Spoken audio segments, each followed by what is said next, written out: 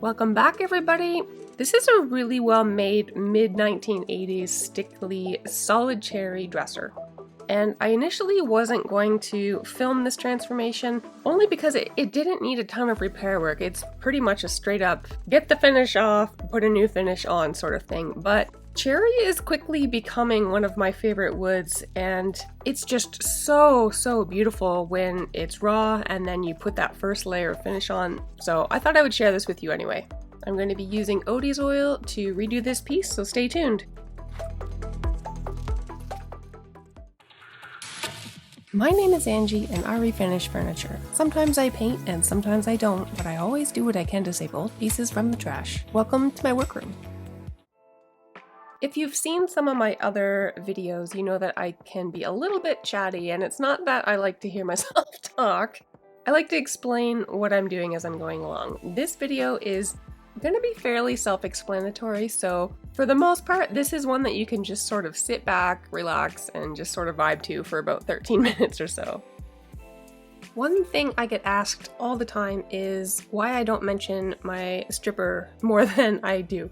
The main reason is this particular brand you can only get in Canada. What I like about it is that it's really safe to use in terms of it not damaging the wood. You don't have to neutralize it, which is when you have to use some sort of wash after the fact to neutralize the chemical reaction. But it's also methylene chloride free. Now, methylene chloride is an extremely powerful and dangerous chemical, actually. It was banned in the US fairly recently, as well as the UK, and was found mainly in paint strippers, different adhesives, lubricants, stuff like that. So I like this particular brand because it does not contain that. It's extremely dangerous to your health. It will soften some plastics, so be careful of what you're using this on and around.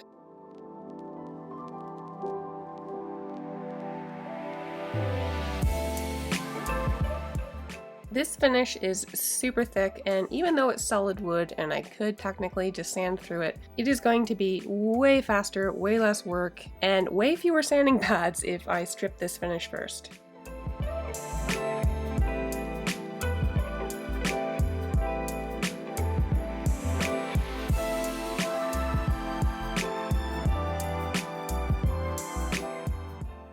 I'm not opposed to painting wood pieces of furniture, especially if it's your own. Do what you want to do. For me personally though, when I get pieces like this, the quality is just so above and beyond what I would normally consider painting. So for that reason, I really love doing these pieces as actual restorations where I keep as much of the wood as possible, and in this case, I'm able to restore the entire piece. I could not even fathom putting paint on something like this.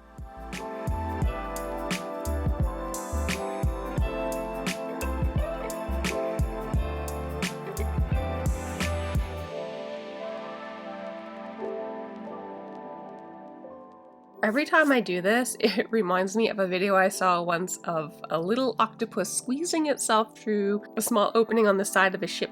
It's just what it looks like to me when that strip of gunk gets moving.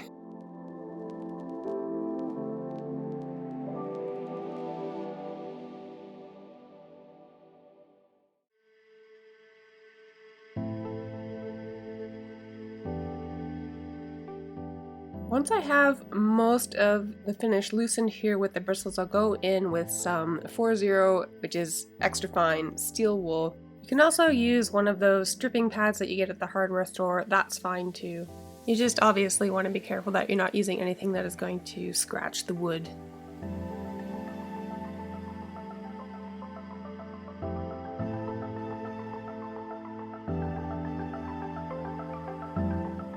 It's the exact same procedure here on the drawers. There's just something so satisfying about stripping a dark, thick finish off. It's almost like the wood takes a deep breath.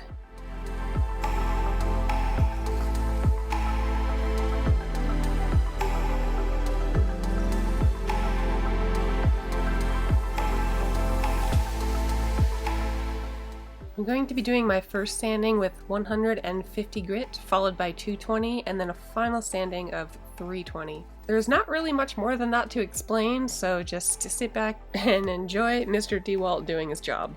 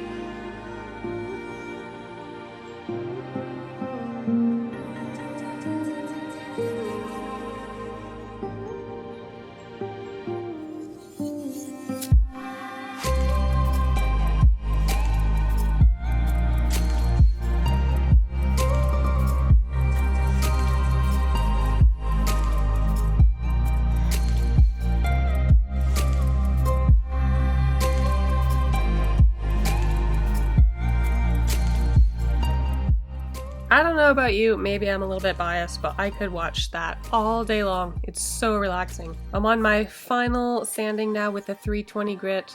320 is going to give me a nice smooth surface for the Odies oil. If I was staining, I would want to stain probably no finer grit than 220. Once you get above 220, stain just doesn't adhere very well, but I'm not putting any stain on this dresser. We're just doing a clear coat finish. And the cleanup begins. I want to get as much of the sanding dust off as possible here, and I'm also going to be tackling that weird goopy mess that was underneath the drawers. I have no idea what would have spilled in this piece. It didn't smell weird. I have no idea what it was, but anyway, it has to go. I let the Goo Gone sit on those stained parts first while I quickly went over the rest of the dresser, just wiping out any residual dust from the sanding. And then got to scrubbing.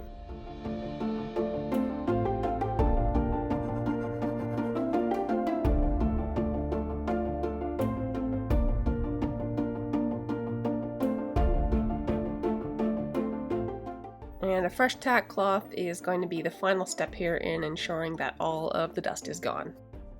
But just before we apply the Odies oil, back by popular request, it's a Rescue Bunny intermission.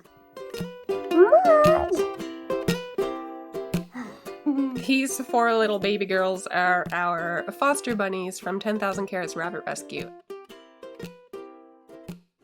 This little sweetie pie here who loves her head rubs, this is Marge. And Marge and Jolene is one of the darker ones. They both went to their new forever home yesterday, and I'm so sad I missed them so much already.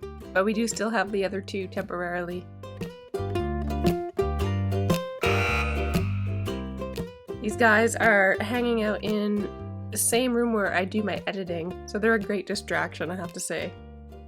Clearly this has nothing to do with furniture, but so many of you have loved the past little bunny interludes that I've done, so I thought I'd give you one more. But back to business here. This is Odies Universal Oil. You've seen me use it in several other videos if you've followed my channel at all. Odies is a non-toxic, food-safe, all-natural, amazing finish that goes on like a bit of a thicker oil, but is actually a hard-drying wax-type finish. It takes a little bit longer to cure. It's about a 30-day cure time, but once it's fully cured, it's very durable, highly water resistant. It smells delicious. You can see I have no gloves on, which is rare for applying finishes. Normally you have to be completely suited up to deal with the chemicals, but it's one of the main reasons I love this product. It's so safe. It needs to be applied extremely sparingly. It doesn't go on like a typical oil like Danish oil or hemp oil where you sort of flood the surface. You don't want to do that here. Number one, you'd be wasting the product, and it's not cheap. I'll say that up front. It's not cheap, but a little goes a long way. And the other reason you don't want to use too much is because this is going to sit on the surface for about 2 hours approximately. All of the excess oil you then have to wipe off. And if you have too much oil on the surface, you are going to have a bugger of a time getting it off.